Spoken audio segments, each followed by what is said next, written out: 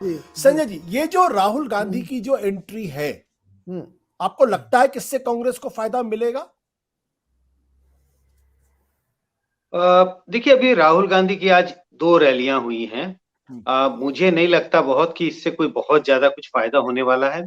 ये जरूर है कि कांग्रेस का जो उनका अपना वर्कर है उसमें एंथुजियाज्म होगा, जिससे पार्टी के चुनाव लड़ने का थोड़ा मोमेंटम बदलता है, तेज होता है। लेकिन क्या इसका राहुल गांधी के चुनावी मैदान में आने से वोटरों के मन में मतलब कांग्रेस की तरफ और उत्साह पैदा होगा? ऐसे वोटर जो फेंस सिटर थे, जो पहले सोच रहे थे कांग्रेस को वोट नहीं देंगे, वो सब आ जाएंगे कांग्रेस की तरफ।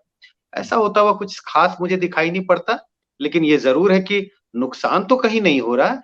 उनकी पार्टी में जोश आएगा और उस जोश का कुछ ना कुछ तो पॉजिटिव फर्क पड़ता है पार्टी के लिए।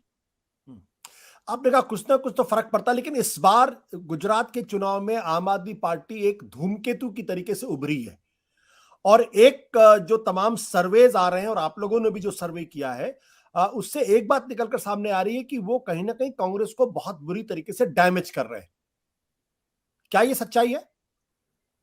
बिल्कुल आशुतोष, अगर हम अभी गुजरात को थोड़ा किनारे करके रखें और देखिए 2 राज्यों में क्या हुआ, जो हकीकत है हमारे सामने। दिल्ली में जब आम आदमी पार्टी की सरकार बनती है, आम आदमी पार्टी बड़ी जीत हासिल करती है, तो किसका नुकसान पहुंचाती है? बीजेपी तो अपने 35%, 36% वोट लेके बैठी हुई है। भले ही वो चुनाव लगातार हार रही है, लेकिन 35-36% वोट उनको मिलता है। कांग्रेस कहाँ गई? स्पष्ट होता है कि आम आदमी पार्टी ने किसका खेल बिगाड़ा दिल्ली में। कमोबेश यही स्थिति पंजाब में भी हुई। अगर अब हम गुजरात की ओर रुख करें और देखें कि गुजरात में जो तमाम सर्वेज आ रहे हैं, इंक्लूडिंग हमने भी जो एक ओपिनियन पोल, जो प्री पोल ओपिनियन पोल जो कह लें किया, उसमें भी बहुत साफ दिखाई पड़ता है बीजेपी अपना जनाधार बचाए हुए। बीजेपी का वोट बहुत नीचे जाता हुआ दिखाई नहीं पड़ता। लेकिन एंटी बीजेपी वोट, जो वोट बीजेपी के खिलाफ पड़ते थे, जिसमें कांग्रेस का की हिस्सेदारी तकरीबन 40% रही है, कभी 1% ज्यादा, कभी 1% कम, वो बिल्कुल आधा होता हुआ दिखाई पड़ रहा है कांग्रेस के लिए। अब वो आधा से थोड़ा ऊपर नीचे हो सकता है, शायद 26-27% हो। लेकिन जो आम आदमी पार्टी को जो वोट आ रहा है, हमारे अनुमान के हिसाब, अगर उनको 10 वोट आ रहे हैं तो 10 में से वो 9 वोट कांग्रेस का खींच रहा है, बल्कि 1 वोट ही वो बीजेपी की तरफ से आ रहा होगा। निश्चित रूप से आम आदमी पार्टी कांग्रेस को भारी नुकसान पहुंचा रही है। आपने कहा, एक मैं सभा में आपके पास आता हूं, आपने जो कहा कि अगर 38% से 42% तक वोट कांग्रेस को लगातार ट्रेडिशनली मिलता रहा, यानी 38 प्लस वोट मिलता रहा, आपके हिसाब से जो मैं आपकी बातों से समझ पाया उसमें कम से कम आप बता रहे हैं कि 15% तक की गिरावट कांग्रेस के वोट में आ सकती है। क्या मैंने सही सुना? नहीं, बिल्कुल, बिल्कुल आप ठीक कह रहे हैं, उससे भी ज्यादा आ सकती है। बिल्कुल, अभी तो स्थिति ऐसी दिखाई पड़ती है कि कांग्रेस को जो कुछ भी वोट 2017 में मिला, वो बिल्कुल 2 भागों में बटा हुआ दिखाई पड़ रहा है। एक हिस्सा आम आदमी पार्टी के पास है और दूसरा हिस्सा कांग्रेस के पास है। लेकिन हमें ये नहीं भूलना चाहिए, अभी कम से कम 10 दिन है पहले वोटिंग में और कम से कम 14 दिन बाकी हैं दूसरे फेज की वोटिंग में। यहां से जो पार्टी एक माहौल बनाने में सफल होगी, और मैं जो पार्टी अगर कह रहा हूं तो सिर्फ 2 पार्टियों का जिक्र कर रहा हूं, कांग्रेस और आम आदमी पार्टी।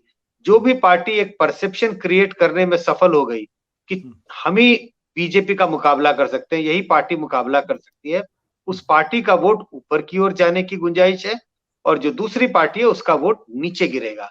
अब देखना यही है कि जो हम राहुल गांधी के रैलीज का जिक्र कर रहे थे, उससे माहौल बनने में सहायता मिलेगी पार्टी को। पार्टी जीते या हारे, लेकिन एक माहौल बनाने में उससे सफलता मिलेगी। आम आदमी पार्टी ने कैसे माहौल बनाया?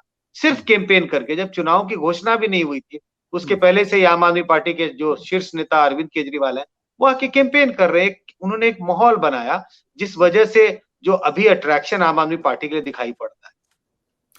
संजय जी, एक सवाल और मैं आपको करूंगा, फिर मैं कार्तिक के पास जाऊंगा। सभा बीच में इंटरव्यू करना है, सभा के पास भी जाऊंगा। नहीं नहीं नहीं, ठीक जो है। क्या एक फीडबैक जो गुजरात से मिल रहा है, मुझे नहीं मालूम उस पर कितनी सच्चाई है, कि आम आदमी पार्टी ने समय से पहले पीक कर लिया। क्या ये इस बात की संभावना दिखती है और इसीलिए राहुल गांधी की यात्रा बाद में, राहुल गांधी की जो रैली वो बाद में कराने की कोशिश की गई है? क्योंकि अब आम आदमी देखिए, पार्टी को दिल्ली के एमसीडी चुनाव में भी जुटना पड़ेगा और यहां पर उनको बहुत कायदे से बीजेपी फांसने की कोशिश कर रही है।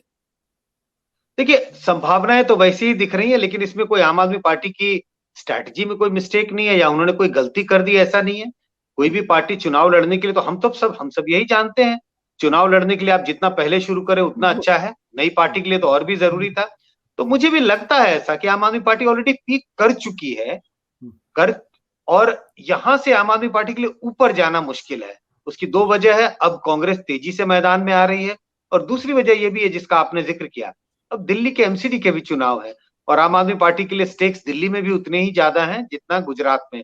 तो मैं मानता हूं कि आम आदमी पार्टी जिस ऊंचाइयों पे पहुंचना था वहां पहुंच गई है, वहां से नीचे गिर सकती है, उसके आगे बढ़ने की गुंजाइश मुझे दिखाई नहीं पड़ती।